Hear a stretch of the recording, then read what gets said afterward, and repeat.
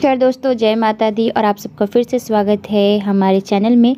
तो आज हम आपके साथ शेयर करने वाले हैं खांडव वन की किसने इस खांडव वन को बसाया था और जो इंद्रप्रस्थ के रूप में पांडवों को मिले थे।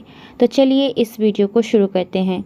कौरव और पांडव के बीच जब राज्य बंटवारे को लेकर कलह चली तो मामा शकुनी की अनुशंसा पर धृतराष्ट्र ने खांडवप्रस्थ नामक एक जंगल को देकर पांडव को कुछ समय तक के लिए शांत कर दिया था। पांडव के समक्ष अब उस जंगल को एक नगर बनाने की चुनौती थी। यमुना नदी के किनारे एक बीहर वन था जिसका नाम खांडव वन था। पहले इस जंगल में एक नगर हुआ करता था, फिर वह नगर नष्ट हो गया और उसके खंडहर ही बच रहे थे। खंडहरों के आसपास वहां जंगल निर्मित हो गया था। इस जंगल को पुनः नगर में बदल देने की रोचक कथा है। भगवान श्री कृष्ण अर्जुन को खांडव वन ले जाते हैं और वहां वे उस वन खंडहरों को दिखाते हैं। अर्जुन ने पूछा कि हम इसे कैसे अपनी राजधानी बनाएंगे। तब श्री कृष्ण विश्वकर्मा का आह्वान करते हैं। विश्वकर्मा प्रकट होकर कहते हैं, हे प्रभु, इस खांडवप्रस्थ में मायासुर ने नगर बसाया था जो आज खंडहर हो चुका है। मायासुर यहाँ के चप्पे चप्पे को जानता है, तो क्यों नहीं आप उसी से राजधानी बनाने को कहते हैं। तब श्री कृष्ण कहते हैं, इस वक्त मायासुर कहाँ मिलेगा। फिर विश्वकर्मा मायासुर का स्मरण करते हैं तो वे प्रकट होकर पूछते हैं कि हे प्रभु, आपने मुझे क्यों याद किया। तब विश्वकर्मा कहते हैं कि ये श्री कृष्ण और अर्जुन हैं और ये यहाँ एक नगर का निर्माण करना चाहते हैं। यह सुनकर मायासुर अति प्रसन्न होता है और वह श्री कृष्ण, अर्जुन एवं विश्वकर्मा को एक खंडहर में ले जाता है। खंडहर में एक रथ रखा होता है। मायासुर कहता है कि हे श्री कृष्ण, यह सोने का रथ पूर्व काल के महाराज सोम का रथ है। यह आपको आपकी मनचाही जगह पर ले जाने के लिए समर्थ है। उस रथ में एक गदा रखी होती है जिसे दिखाते हुए मायासुर कहता है कि एक कोमुद की गदा है जिसे पांडव पुत्र भीम के अलावा और कोई उठा ही नहीं सकता। उसके प्रहार की शक्ति अद्भुत है। गदा दिखाने के बाद मायासुर कहता है कि यह गांडीव धनुष है। यह अद्भुत और दिव्य धनुष है जिसे दैत्यराज वृषपर्वा ने भगवान शंकर की आराधना से प्राप्त किया था।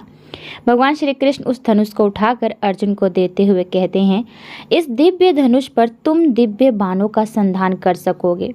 इसके बाद मायासुर अर्जुन को अक्षय तरकस देते हुए कहता है कि इसके बाण कभी समाप्त नहीं होते। इसे स्वयं अग्निदेव ने दैत्यराज को दिया था।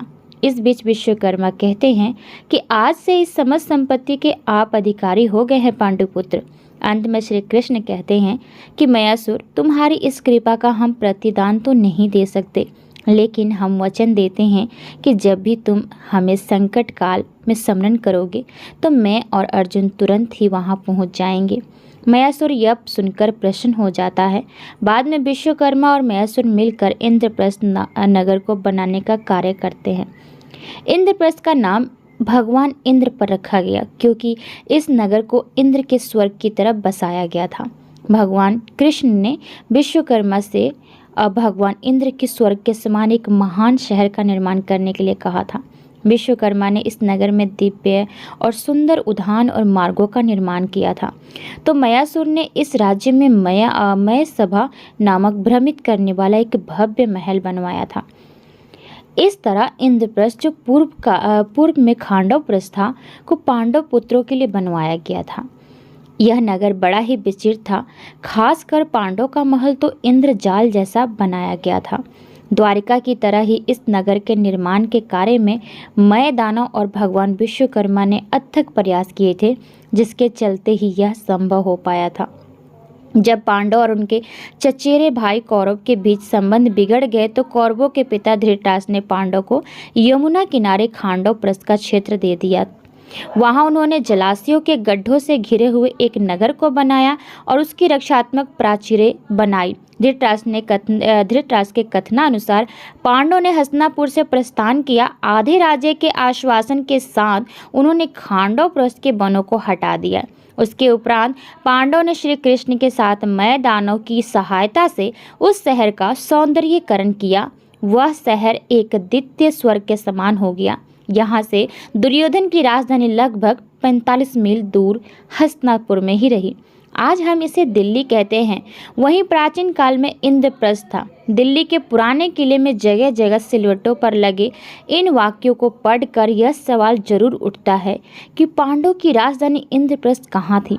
खुदाई में मिले अवशेषों के आधार पर पुरातत्वविदों का एक बड़ा वर्ग यह मानता है कि पांडवों की राजधानी इसी स्थल पर रही होगी।